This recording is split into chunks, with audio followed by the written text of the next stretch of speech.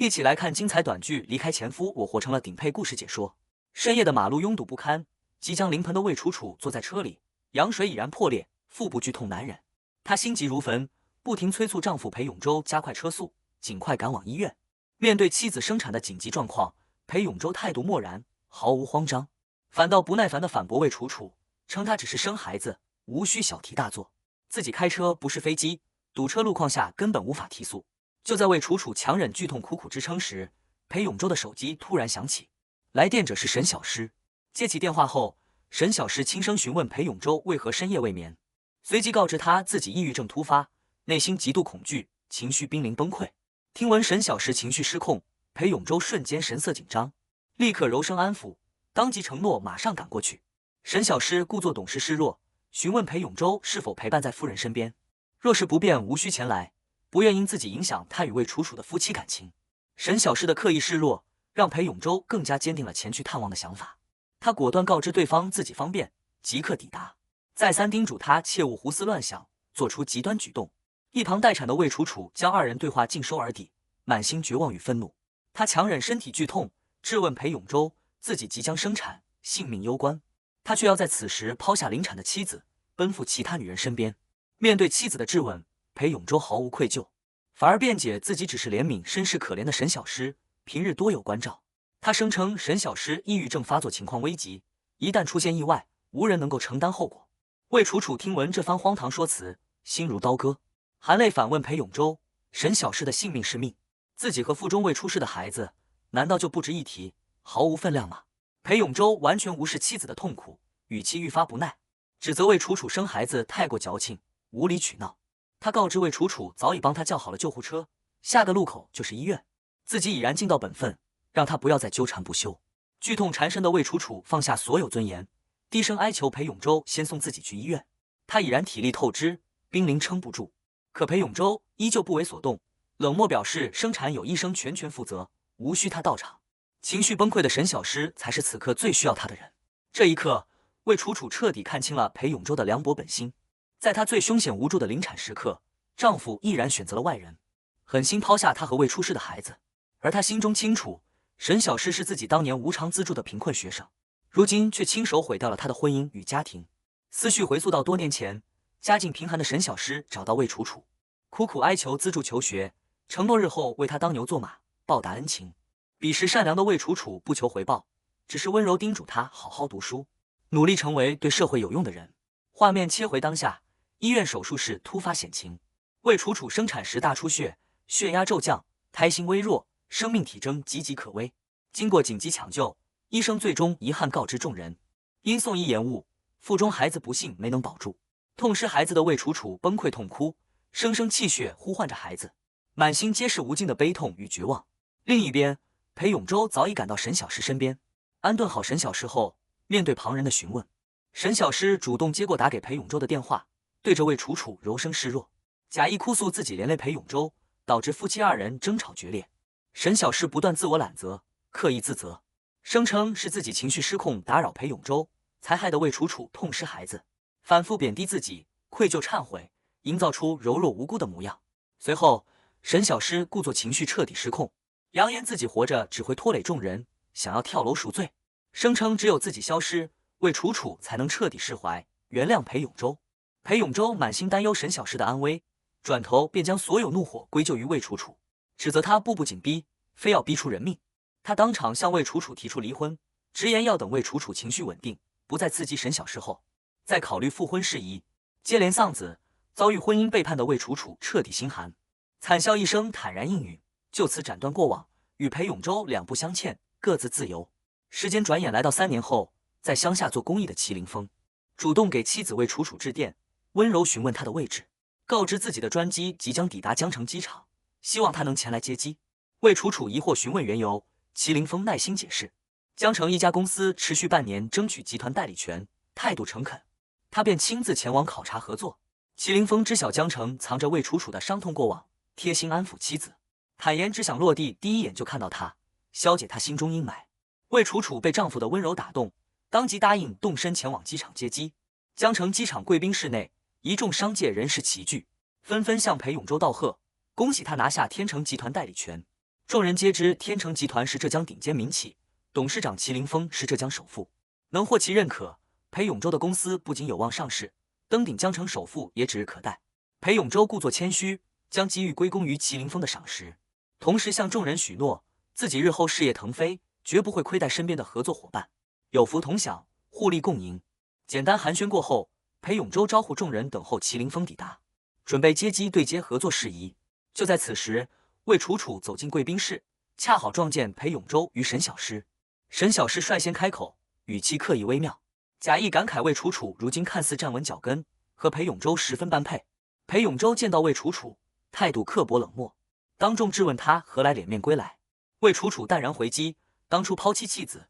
背弃家庭的人并非自己，他问心无愧，无需躲藏。裴永洲随即颠倒黑白，指责魏楚楚当年因自己关心抑郁症的沈小诗，心生嫉妒，赌气离家，性情任性偏执。他嘲讽魏楚楚在外漂泊数年过得窘迫，如今归来，无非是贪图自己如今的成就，可惜早已为时已晚。从他赌气离开的那一刻，就再也不配做他的妻子。魏楚楚神色平静，淡然告知裴永洲，自己今日只是来机场办事，对于做他的妻子早已毫无兴趣，此生都不会再动心。裴永洲全然不信，自以为是的认定魏楚楚拉不下面子，实则是想求复合。一旁的沈小诗顺势搭话，称自己与裴永洲即将成婚，魏楚楚这般贸然上门，会扰乱二人生活，影响企业声誉，希望他顾及体面，主动离开。裴永洲随即拿出一笔钱，想要打发魏楚楚离开，傲慢地表示这笔钱足够他日常花销，让他立刻从自己眼前消失。魏楚楚懒得争辩，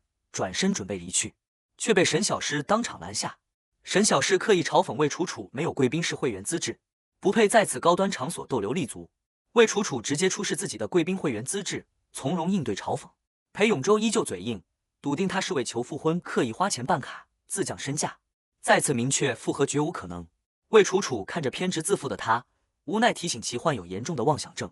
应当就医调理。裴永洲不以为意，嘲讽他死要面子，还表示今日要接待大人物，愿意花钱买清净，不与他过多计较。再三的羞辱让魏楚楚彻底动怒，冷声斥责裴永洲欺人太甚。在场一众商界人士纷纷站队裴永洲，跟风嘲讽魏楚楚是攀附富豪的捞女，刻意纠缠前任。众人纷纷吹捧裴永洲与沈小诗情深意笃，摆脱纠缠后终得真爱。裴永洲坦然接受吹捧，直言自己早已看透魏楚楚的本性，对他毫无半分旧情。裴永洲当众断言，魏楚楚是听闻自己要接待祁林峰，特意赶来求财纠缠，手段低劣。魏楚楚冷静澄清，自己只是因公到场，与他毫无纠葛，更无纠缠之意。裴永洲依旧不肯相信，细数过往，指责魏楚楚当年争风吃醋，赌气出走，耗尽他所有耐心。他明确告知魏楚楚，自己早已另有所爱，即将成婚。如今的他于自己而言，只是手段肮脏、令人恶心的陌生人。众人纷纷附和，吹捧裴永洲护妻有度，嘲讽魏楚楚自取其辱。就在全场嘲讽声不断时，祁林峰致电魏楚楚，告知自己已然抵达机场，询问他的位置。魏楚楚担心耽误丈夫行程，立刻准备前去对接。沈小诗突然快步上前阻拦，声称魏楚楚故意踩坏自己价值3万的高定鞋子，鞋面彻底损毁，无法穿戴，强硬要求他道歉赔偿。围观众人不分青红皂白，纷纷指责魏楚楚品行不端，心胸狭隘，无法留住丈夫，便迁怒报复。魏楚楚冷静辩解，自己从未踩过对方的鞋子，全程是沈小诗刻意诬陷。沈小诗满脸优越感，自持即将成为上市公司老板娘，直言自己身份悬殊，根本不屑诬陷落魄的魏楚楚。裴永洲立刻站队沈小诗，认定魏楚楚无理取闹，强硬要求他道歉赔偿，立刻离场，不许再次丢人现眼。魏楚楚被二人的双标与蛮横彻底激怒，当场质问裴永洲是非不分，明确两人早已毫无关系，自己的所作所为与他无关，斥责他太过自作多情。裴永洲见魏楚楚不肯服软，态度愈发强硬，出言警告他不要死鸭子嘴硬。沈小诗则假意委屈，安抚裴永洲不必动怒。裴永洲当众控诉魏楚楚故意损坏贵重鞋子，想要逃逸追责。在场众人纷纷提议立刻报警处理。魏楚楚心中清楚，此事一旦闹上警局，登上热搜，会严重损害祁林峰的声誉与公司市值。为不连累丈夫的事业，她无奈选择妥协，同意赔偿损失。即便魏楚楚已然退让，裴永洲依旧出言嘲讽，认为他是被逼无奈才肯服软。沈小诗更是借机炫耀胜利，嘲讽魏楚楚如今一无所有，所有的一切都已被自己取代。就在此刻，沈小诗当众爆出隐藏3年的惊天真相。她坦然承认，当年魏楚楚流产并非体质原因，而是她暗中作祟。在魏楚楚孕期，她悄悄改动其饮食与滋补补品，长期损耗魏楚楚的身体，一步步毁掉她的体质，最终导致孩子夭折。沈小诗回忆，当年她日日为孕期的魏楚楚熬制养胎燕窝，假意贴心照料，博取信任。彼时魏楚楚心地善良，真心资助她求学，不求任何回报，只盼她改变命运。可沈小诗早已心生嫉妒，恩将仇报，表面感恩戴德，内心一心想要取代魏楚楚的位置，抢走她的丈夫与人生。她嚣张坦言，即便当年没有生产意外，裴永洲没有离场，她的暗中算计也注定让魏楚楚的孩子保不住。得知真相的魏楚楚怒不可遏，看着自己倾力帮扶的寒门学子竟如此歹毒，害死自己的孩子，情绪彻底失控，当场质问沈小诗的恶行。沈小诗立刻伪装委屈，对着裴永洲哭诉自己被辱骂殴打。裴永洲不分青红皂白，当即怒斥魏楚楚，指责他多年来一直揪着小事不放，肆意欺负沈小诗，蛮横无理。魏楚楚满心悲凉，质问裴永洲为何偏听偏信，不分黑白。可裴永洲完全不听解释，强硬逼迫他立刻向沈小诗道歉。魏楚楚断然拒绝，直言没有受害者家属向害人凶手道歉的道理。裴永洲被彻底激怒，放话拒不道歉便不许他离场。在场众人也纷纷附和，要求严惩魏楚楚。就在双方僵持对峙，气氛剑拔弩张之际，天成集团董事长祁凌峰抵达现场，冷声开口询问争执缘由，谁该道歉。裴永洲立刻换上谄媚姿态，带领众人上前迎接，递上茶水与项目计划书，态度恭敬，极力争取与祁凌峰的合作机会。祁凌峰无心应酬，冷淡打断裴永洲，直言今日无心谈生意，改日再议，随即转身离去，直接回绝了他的合作诉求。祁凌峰离场后，始终联系不上魏楚楚，手机始终处于关机状态。他当即下令下属限时10分钟调取信号源，全程搜寻妻子下落。一旁急于讨好他的合作方，口误将魏楚楚称作贱女人，想要主动替他收拾闹事者。这番冒犯性言论彻底惹怒祁凌峰，他神色冰冷，厉声质问对方，同时隐约听到魏楚楚的声音，确认妻子就在现场。沈小诗依旧不知悔改，上前假意解释，谎称魏楚楚听闻祁凌峰到访，特意赶来向裴永洲所财闹事，破坏合作。裴永洲连忙附和辩解，试图将事态归为误会，但祁凌峰早已看清全部真相，当场怒斥二人行事不堪，格局狭隘，当众质疑裴氏集团的企业文化，直言二人失礼失度。裴永洲慌忙认错，将过错推给魏楚楚，辩解自己一时气急失度。祁凌峰不为所动，坚持改日再谈合作，彻底斩断裴永洲的合作希望后转身离去。祁凌峰走后，同行众人纷纷指责魏楚楚坏事。裴永洲甩出一笔医药费，声称两人从此两清，警告他不许再来纠缠，随即让人将魏楚楚强行驱赶离场。祁凌峰始终心系失联的魏楚楚，反复拨打电话无果后，立刻调动全部人力全程搜寻，甚至发布10亿天价悬赏，登报投放广告，发动全城力量寻人，满心焦灼，唯恐妻子遭遇不测。另一边，身心俱疲、受凉受寒的魏楚楚头晕脑胀，身体不适。她深知自己必须尽快联系祁凌峰，若是持续失联，丈夫必定会忧心过度，备受煎熬。很快，魏楚楚看到卫视新闻播报，得知天成集团总裁祁凌峰悬赏10亿寻找自己，知情者可前往帝豪酒店提供线索。她由此知晓，祁凌峰此刻入住江城帝豪酒店。与此同时，裴永洲一行人抵达帝豪酒店，众人依旧盲目自信，认为依旧有机会拿下天成集团代理权，纷纷吹捧裴永洲人脉广博，实力出众，笃定代理权非他莫属。裴永洲也高调许诺，盈利之后必定惠及众人。众人谈笑之际，裴永洲意外撞见前来酒店的魏楚楚，当即脸色阴沉，上前拦住他的去路，嘲讽他阴魂不散，刻意纠缠，质问他是否刻意打探行踪，前来闹事。魏楚楚淡然回应，自己前来是处理私事，与他无关，并非刻意跟随。裴永洲全然不信，肆意嘲讽他落魄潦倒，来高档酒店无非是想碰瓷求财，博取同情，甚至调侃他是来做保洁谋生。在场众人纷纷跟风嘲讽，认定魏楚楚心机深沉，不甘心分手，想要借机上位，破坏裴永洲的事业。裴永洲更是傲慢放话，自己注定成大事。格局狭隘的魏楚楚，即便甘愿屈身做小三，都没有资格。面对无端羞辱，魏楚楚不再隐忍，冷声反问裴永洲，自诩能成大事的他，事业能否胜过首富麒麟峰？随后坦然告知众人，自己今日专程前来，是为了找麒麟峰对接事务。这番话引来全场哄堂大笑，无人相信落魄的魏楚楚能结识麒麟峰。裴永洲极尽嘲讽，直言自己见麒麟峰都需排队预约，以他的身份地位，根本没有接触的机会。同行人员恶意揣测，认定魏楚楚是蓄意报复，想要向麒麟峰告状，搅黄裴永洲的合作。众人联想到机场的偶遇，笃定2次相遇绝非巧合，纷纷劝说裴永洲严惩魏楚楚，让他彻底长记性。裴永洲立刻上前死死拉住魏楚楚，执意清算旧账。魏楚楚奋力挣脱，冷静告知自己从未知晓他与麒麟峰的合作，更无报复搅局之心。若是他执意纠缠，自己不介意让他苦心经营的合作彻底落空。裴永洲怒不可遏，怒骂魏楚楚心思歹毒。魏楚楚满心失望，指责他多年来始终偏听偏信，是非不分，被沈小诗的谎言玩弄于股掌之间，依旧执迷不悟。沈小诗立刻故作委屈，颠倒黑白，指责魏楚楚突然出现打扰二人生活，刻意栽赃陷害。裴永洲也顺势懊悔，直言自己当初识人不清，错取格局狭隘、品行不端的魏楚楚。为彻底杜绝纠缠，裴永洲拿出提前备好的字据，强硬逼迫魏楚楚签字。字据中强行要求魏楚楚承诺，永不骚扰裴永洲，永不试图上位，违规自愿承担全部法律责任。魏楚楚看着这份极尽羞辱的字据，怒极反笑，怒斥裴永洲厚颜无耻，自己从未纠缠攀附他，何来上位之说？裴永洲态度强硬，放话无论他是否情愿，今日必须签字，自己有的是手段逼他妥协。魏楚楚满心悲凉，质问他如今只会用下三滥的手段逼迫他人。他再次提起逝去的孩子，控诉裴永洲当年为了沈小诗，狠心抛下临产的自己，间接害死了亲生骨肉。裴永洲依旧毫无悔意，将流产过错全部推给魏楚楚，声称是他自身体弱所致，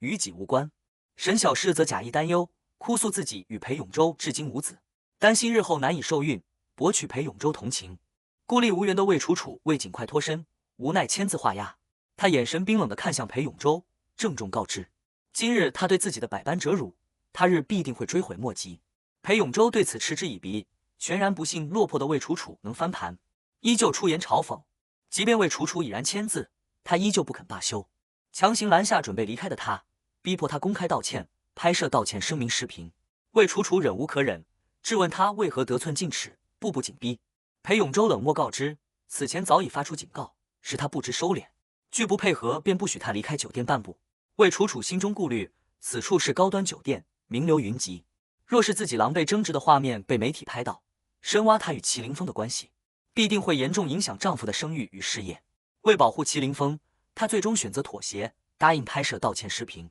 拍摄期间，裴永洲不断言语羞辱魏楚楚，嘲讽她愤世嫉俗，却不得不向现实低头。当年赌气出走看似硬气，如今落魄归来尽显狼狈，所有难堪皆是自作自受。魏楚楚被迫当众朗读道歉文案，违心承认自己因求复婚不得，心生嫉妒，蓄意破坏裴永洲与麒麟峰的合作。他被迫立下3条保证：永不骚扰裴永洲与沈小诗，永不攀附上位，永不散布相关负面谣言，自愿承担违规的法律责任。裴永洲手握道歉视频，满心得意，嘲讽魏楚楚手段拙劣，心性恶毒，根本无力撼动自己的合作。他当场警告，若是魏楚楚再敢纠缠，便将视频全网曝光，让他彻底在江城无立足之地。魏楚楚目光坚定，冷冷回击，一时得意不算全胜，两人不妨拭目以待，看最终谁会落得无处容身的下场。就在这时，围观人群中有人突然认出魏楚楚，当众惊呼她就是麒麟峰悬赏10亿重金寻找的那位神秘女士。